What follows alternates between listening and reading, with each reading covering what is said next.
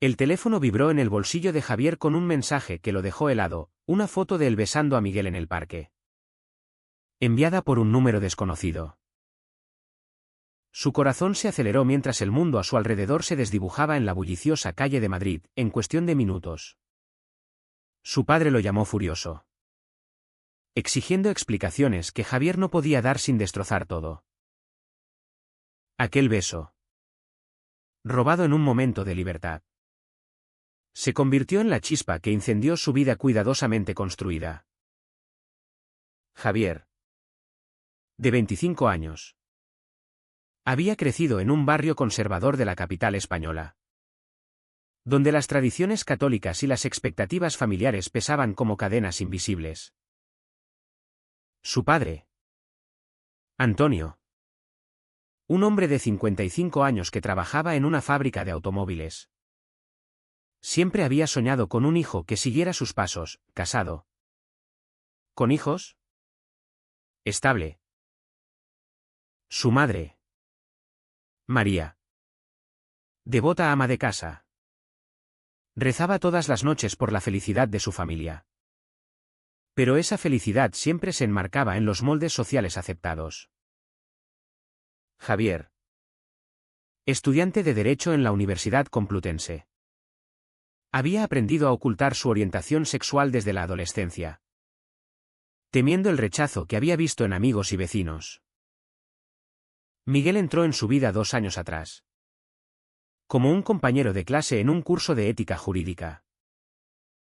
Alto, con barba recortada y una confianza que Javier envidiaba. Miguel era abiertamente gay y activista en un grupo universitario por los derechos LGTB. Al principio, Javier lo evitó, asustado por la atracción que sentía. Pero las conversaciones profundas sobre justicia social y moralidad los unieron. Miguel, de 28 años, provenía de una familia más liberal en Barcelona, donde su orientación no era un secreto sino una parte natural de su identidad. La vida es demasiado corta para esconderse, le decía siempre a Javier. Pero este último no podía imaginar el costo de esa verdad. Aquella tarde fatídica, Javier había cedido a un impulso. Paseaban por el Retiro, discutiendo un caso de discriminación laboral, cuando Miguel lo tomó de la mano. El beso fue breve, pero intenso. Un acto de rebeldía contra el miedo que Javier llevaba dentro.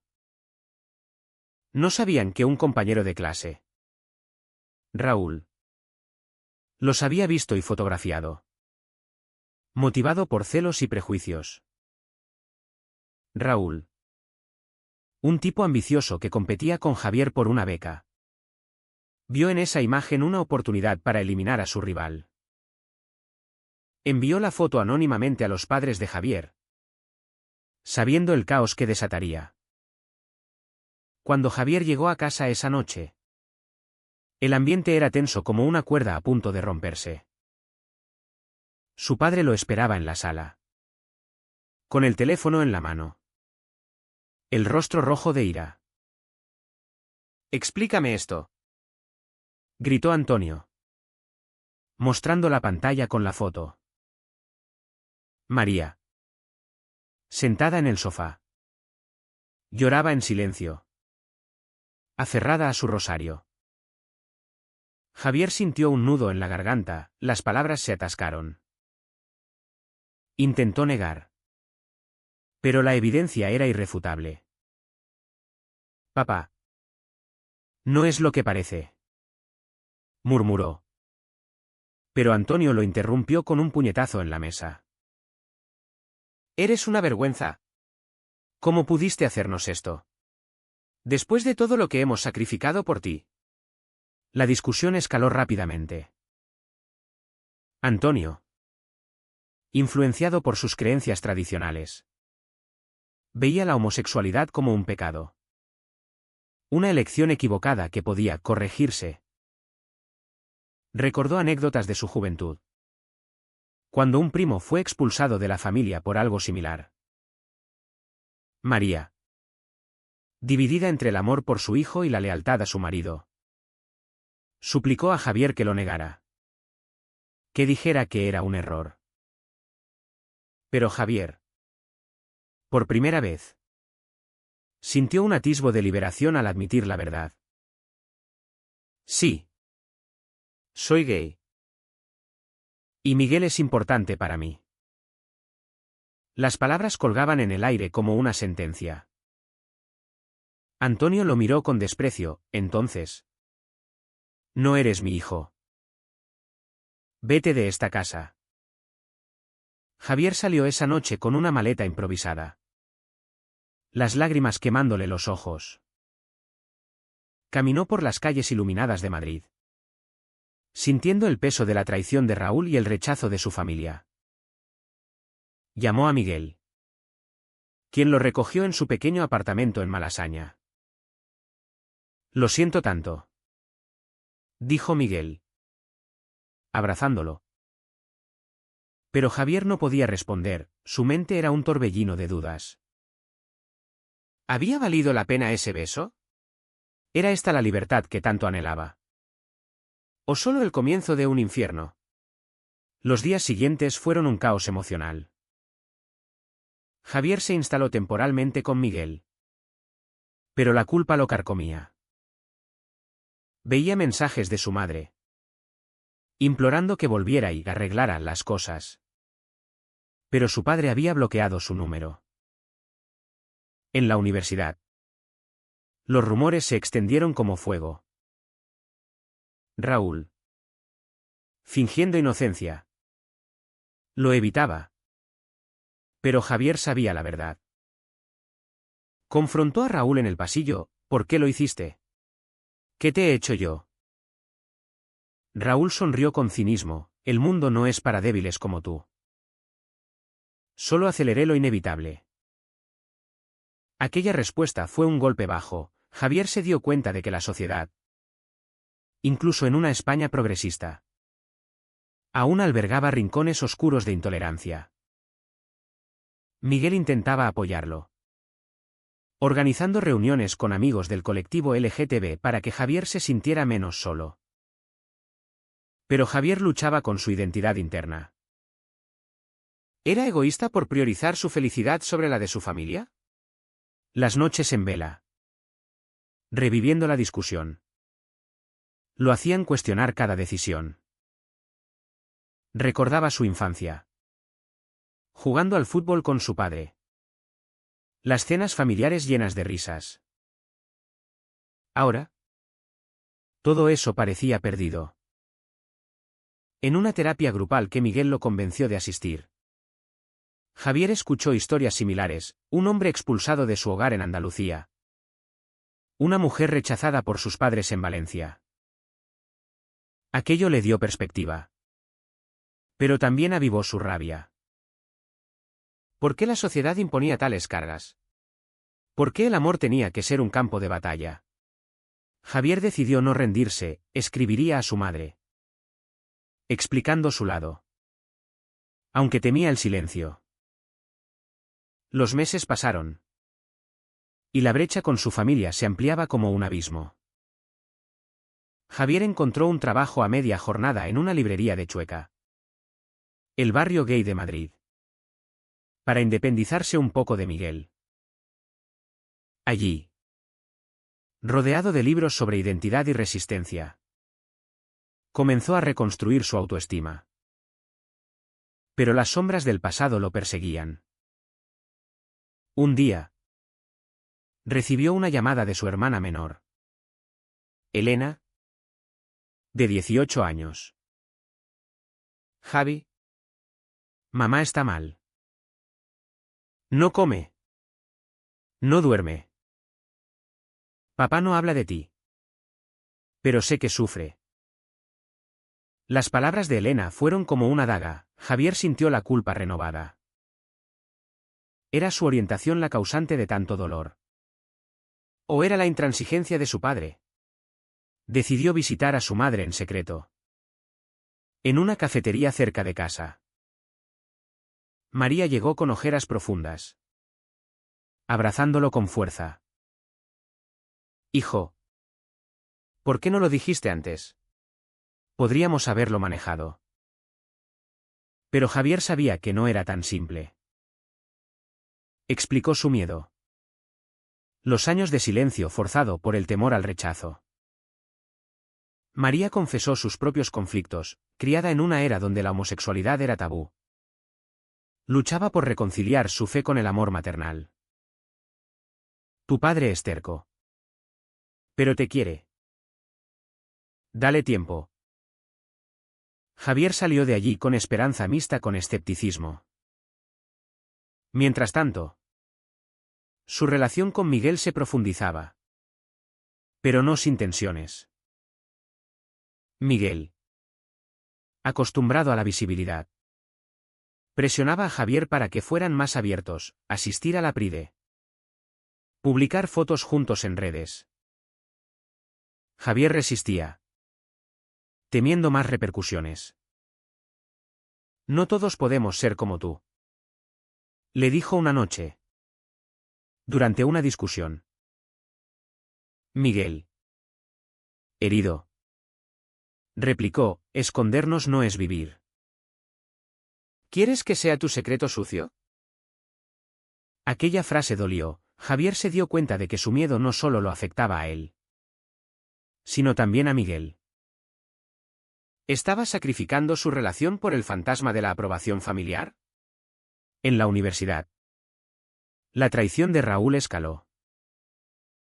Javier descubrió que Raúl había difundido la foto en un grupo de WhatsApp de la clase, alegando que Javier usaba su condición para ganar simpatía en la beca.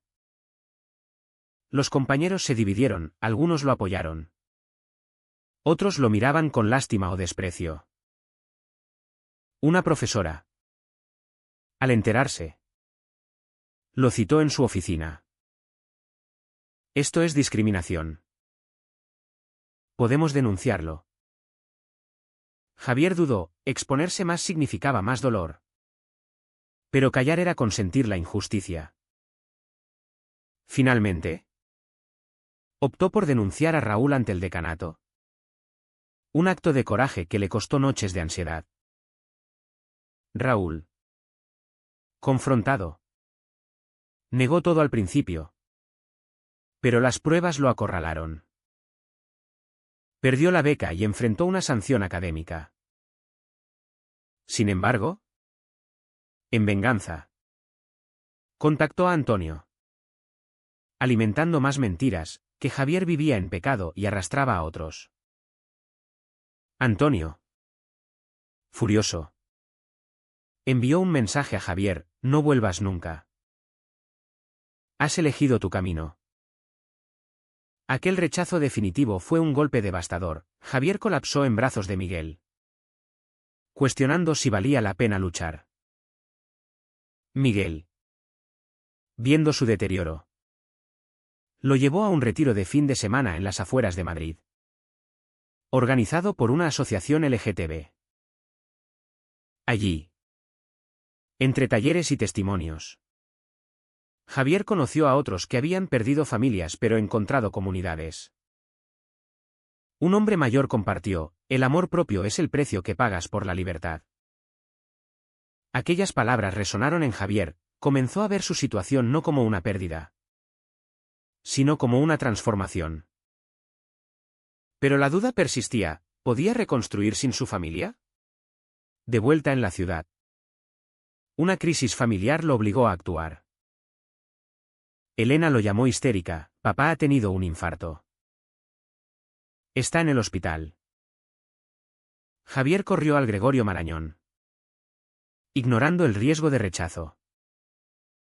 En la sala de espera, María lo abrazó. Pero Antonio, desde la cama, lo miró con frialdad. No te necesito aquí. Javier insistió: soy tu hijo. Papá. Nada cambia eso. La tensión era palpable, médicos intervenían. Pero el conflicto emocional bullía.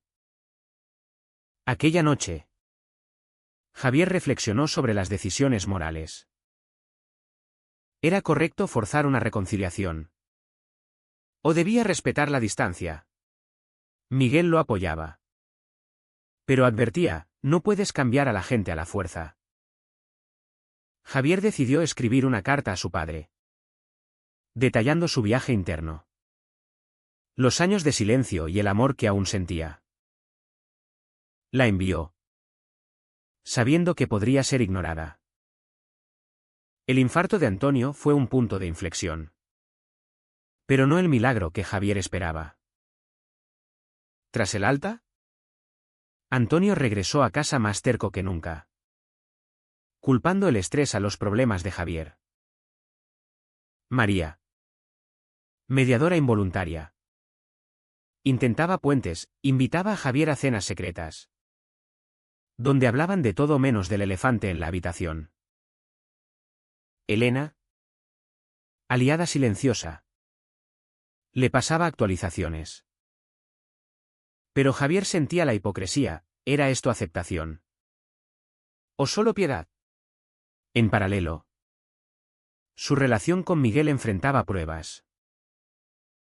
Miguel recibió una oferta de trabajo en Barcelona, su ciudad natal, como coordinador de una ONG LGTB.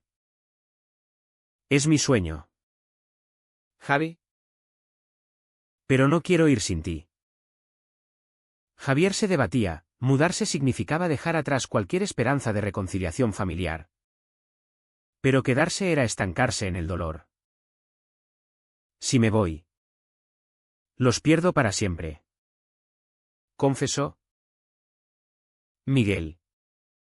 Frustrado, replicó, ya los has perdido. ¿Cuánto más vas a sacrificar? La discusión escaló a una ruptura temporal. Miguel se fue a Barcelona por una semana, dejando a Javier solo con sus demonios. En esa soledad, Javier confrontó sus conflictos internos. Caminando por el templo de Devot al atardecer, recordó momentos felices con su familia, vacaciones en la Costa Brava, navidades con villancicos. Pero también los comentarios homófobos casuales de su padre. Las advertencias de su madre sobre lo normal. Se dio cuenta de que su silencio había sido una traición a sí mismo. En una sesión de terapia individual, el psicólogo le preguntó, ¿qué precio estás dispuesto a pagar por la aprobación de otros? Javier respondió con lágrimas, ya he pagado demasiado. Motivado, organizó una reunión familiar en un parque neutral. Antonio accedió a regañadientes, por insistencia de María. La conversación fue cruda, Javier expuso su dolor. Las presiones sociales que lo habían moldeado. No elegí ser gay, pero elijo ser honesto. Antonio, defensivo, argumentó con su fe, la Biblia lo condena. ¿Quieres que ignore mis creencias? Elena intervino, papá. La Biblia también habla de amor. ¿No es eso lo importante? El debate se calentó, con acusaciones de egoísmo de ambos lados. Finalmente, Antonio se levantó, necesito tiempo. Fue un progreso mínimo. Pero Javier lo vio como una grieta en la armadura. Mientras, Raúl reapareció con una disculpa falsa, ofreciendo paz a cambio de retirar la denuncia. Javier rechazó, tu traición me hizo más fuerte. Aquel rechazo fue liberador, Javier ganó la beca, simbolizando su resiliencia. Pero el costo era alto, amigos perdidos.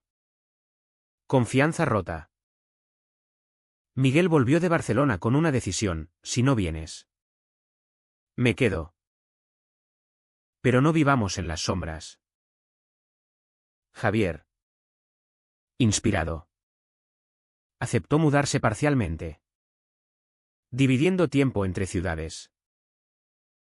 Era un compromiso, pero uno que reflejaba sus prioridades cambiantes. Sin embargo, Una nueva traición surgió. Elena, bajo presión de Antonio, reveló detalles privados de la relación de Javier a un tío conservador, quien lo difundió en la familia extendida. Javier se sintió traicionado por su hermana. ¿Cómo pudiste? Elena lloró. Papá me obligó. Lo siento. Aquel incidente reabrió heridas. Javier cortó contacto temporalmente, cuestionando si la familia valía el dolor constante. En una manifestación LGTB en la Puerta del Sol, Javier habló públicamente por primera vez, compartiendo su historia. La multitud aplaudió. Pero en su mente, el eco del rechazo familiar persistía. ¿Era esta visibilidad una victoria? ¿O solo una ilusión? La mudanza a Barcelona marcó un nuevo capítulo. Pero las cicatrices de Madrid no sanaban fácilmente. Javier y Miguel alquilaron un apartamento en el Eixample, donde la vibrante comunidad LGTB ofrecía un respiro. Javier encontró trabajo en una firma legal especializada en derechos humanos, canalizando su dolor en advocacy. Miguel florecía en su rol, organizando eventos que empoderaban a jóvenes como Javier había sido. Juntos, construían una vida. Pero las llamadas perdidas de María recordaban el vacío. Un año después, una crisis familiar los obligó a regresar. Antonio sufrió una recaída cardíaca. Y esta vez, pidió ver a Javier. En el hospital, el hombre que una vez lo rechazó ahora parecía frágil. Hijo, he pensado mucho. No lo entiendo. Pero no quiero perderte. Las palabras fueron un bálsamo. Pero Javier era cauteloso. ¿Es por miedo a la muerte? ¿O de verdad? Antonio admitió sus errores. La sociedad me moldeó. Como a ti. Pero el amor debería ser más fuerte. María y Elena observaban, esperanzadas. La reconciliación fue gradual, cenas incómodas, conversaciones tensas sobre moral y fe. Antonio asistió a una terapia familiar, aprendiendo sobre diversidad.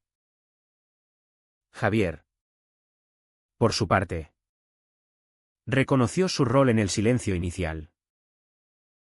Podría haber sido honesto antes. Pero el miedo me paralizó.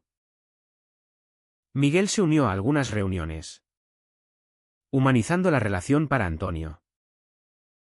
No fue perfecto, desacuerdos persistían. Pero el diálogo reemplazó al silencio. Raúl, al enterarse del progreso de Javier, intentó un último sabotaje, un correo anónimo a la firma de Javier, alegando conducta inapropiada. Pero Javier, fortalecido, lo expuso y demandó por difamación. Ganó el caso, cerrando ese capítulo con justicia. Reflexionando en una playa de la Costa Brava, Javier y Miguel celebraron su aniversario.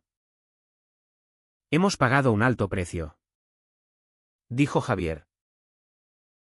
Miguel asintió, pero hemos ganado libertad. Javier pensó en las elecciones, el beso que lo inició todo. La denuncia a Raúl. La mudanza. Cada decisión tenía un costo. Pero también una recompensa. La sociedad española, con sus leyes progresistas, aún albergaba prejuicios en hogares y mentes. Javier se convirtió en mentor para jóvenes LGTB, compartiendo que la aceptación empieza por uno mismo. Pero siempre se preguntaba si el camino alternativo habría sido mejor. ¿Fue correcto priorizar la autenticidad personal sobre la unidad familiar? ¿O el sacrificio mutuo es el verdadero acto de amor?